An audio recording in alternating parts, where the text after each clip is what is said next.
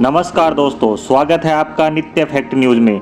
वर्ष 2022 के खत्म होने से पहले एक बहुत बड़ी खबर निकल कर आ रही है। भारत के मिसाइल प्रोग्राम को लेकर कुछ ही घंटों पहले एक बड़ी रिपोर्ट आई है। यह हमारे लिए बहुत ही बड़ी खुशखबरी है। भारत ने एक एडवांस तकनीक पर आधारित लिथल मिसाइल का टेस्ट किया है। बताया जा रहा है कि इस मिसाइल का इंतजार भारतीय वायुसेना को काफी लंबे समय से था, क्योंकि इस तकनीक पर आधारित मिसाइल भारतीय वायुसेना के पास नहीं थी। इससे आप समझ सकते हैं कि यह मिसाइल टेस्ट भारत के लिए और खासकर भारतीय वायुसेना के लिए कितना महत्वपूर्ण था। वह जल्द से जल्द इसका परीक्षण करके इसे अपने बेड़े में जोड़ना चाहती थी, तो अब इसका परीक्षण हो चुका है। अब बात करते हैं इस मिसाइल के बारे में। तो दोस्तों, कुछ हफ्ते पहले भारत सरकार ने बंगाल की खाड़ी में नोटेम वार्निंग जारी की थी। यह वार्निंग 27 से लेकर 29 दिसंबर के बीच की थी, यानी इन तारीखों के बीच हम कोई मिसाइल परीक्षण करने वाले हैं। परंतु कौन सी मिसाइल होगी यह नहीं बताया गया था, परंतु अब इसका परीक्षण कर लिया गया है।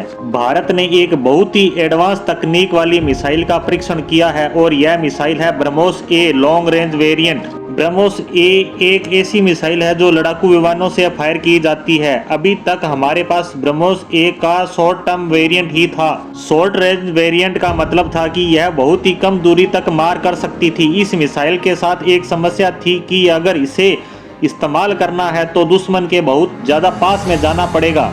यानी हम यह कह सकते हैं कि अगर इस मिसाइल के साथ हमें हमला करना है तो दुश्मन देश की सीमाओं में अंदर तक घुसकर हमें हमला करना होगा। तभी हम हमारे दुश्मन देश में स्थित टारगेट को नष्ट या नुकसान पहुंचा पाएंगे। परंतु इन सब संभावनाओं के कारण हमें हमारे लड़ाकू विमान के खोने और उसमें बैठे पायलट की जान को खतरे की संभावना बनी रहती थी। इन्हीं सब खतरों और आशंकाओं को दूर करने के लिए भारत को एक लॉन्ग रेंज मिसाइल की जरूरत थी।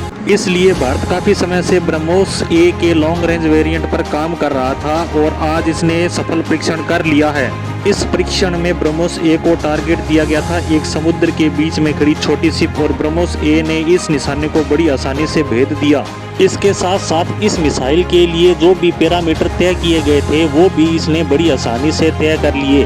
वहीं अब इसकी रेंज की बात करते हैं। इसकी रेंज अब बढ़कर हो गई है 400 किलोमीटर। आप सोच रहे होंगे, अरे ये मैंने क्या बोल दिया, 400 किलोमीटर, वो भी बढ़ी हुई रेंज के साथ।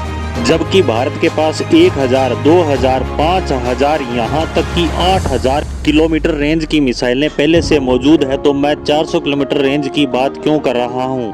तो मैं आपको बता दूं, ये जो भी लंबी रेंज की मिसाइलें होती हैं ये लड़ाकू विमान से नहीं दागी जा सकती, बल्कि इन्हें धरती पर स्थित किसी लॉन्चिंग पैड से ही दागा जा सकता है, क्योंकि ये अत्यधिक भारी और साइज में बहुत बड़ी होती हैं। जबकि लड़ाकू विमान में दागी जाने वाली मिसाइलें छोटी, पतली और वजन में हल्की होती हैं, क्योंकि लड़ाकू विमानों को अपने साथ अधिक संख्या में हथियार ले जाने होते हैं।